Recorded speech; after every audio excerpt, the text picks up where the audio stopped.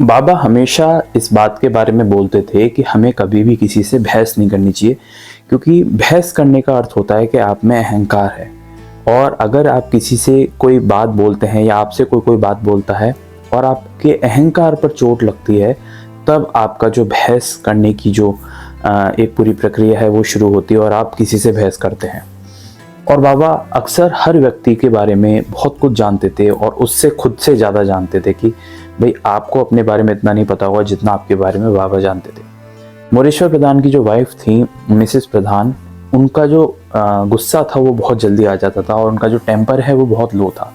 तो छोटी छोटी बातों पे उनको गुस्सा आ जाना और बहस करना, ये उनकी आदत थी।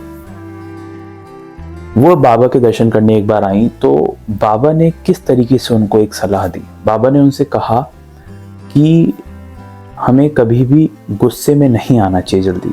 कोई हमारे ऊपर अगर कोई 10 सवाल खड़े कर रहा है या 10 शब्द हमें अपशब्द या कैसे भी बुरे भले शब्द कह रहा है, हमें उसका जवाब सिर्फ एक शब्द से देना चाहिए।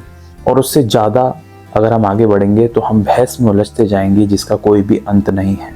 तो इसलिए हमेशा एक चीज़ हमें अपने दिमाग में रखनी चाहिए, किसी भी व्यक्ति के जो प्रश्न हैं या जो हमसे कह रहा है उसका जवाब जितना छोटा हो सके उतना देना चाहिए। और हर एक से आप उलझने जाओगे तो वो आपके अहंकार को चोटिल करेगा और आप फिर उससे उलझ जाएंगे। और बाबा हमेशा हर व्यक्ति के दिमाग की बात भी जानते थे और इस वजह से भी मिसेस जो प्रधान है वो बाबा की बात सुनती थी, क्योंकि बाबा ने कई अवसरों पर उनके जो बेटे हैं उसकी जान की रक्षा की थी। एक बार क्या हुआ, जो बाबा की पूजा कर रही थी द्वारका माई में मिसेस प्रधान, तो बाबा ने अचानक उन्हें रोका और कहा कि जहाँ आप वापस घर जाओ जहाँ आप ठहरे हुए हो शिरडी में। तो मिसेस प्रधान एकदम चौंक गई कि बाबा ने अचानक ऐसा क्यों बोला। और जब वो वापस जाकर देखती हैं तो जो उनका बच्चा होता है बाबू, वो अकेला रो रहा होता है, क्योंकि उसका जो कोई भी अटेंडेंट था, कोई भी उसका ध्यान रखने वाला उसके पास नहीं था और वो अकेला बहुत परेशान हो गया था। और बाबा को ये चीज़ वहीं द्वारका माई में दिख गई, इस वजह से उन्होंने मिसेस प्रधान को वापस भेज दिया। मिसेस प्रधान ने जब उस बच्चे को चुप कराया और वो वापस लौटी, तो फिर बाबा ने कहा कि अब पूजा आप कर सकते हो। और उस पर सभी भक्त का यही कहना था कि अगर एक चींटी भी चलती है तो बाबा को उसका पता पड़ जाता है। ठीक इसी तरीके से अगर किसी व्यक्ति की मन की बात हो या फिर उस व्यक्ति के लिए जो भी अच्छा हो, वो बाबा हमेशा सपने में भी उस व्यक्ति के बारे में जानते थे और हमेशा अपने भक्तों के प्रति चिंतित रहते थे।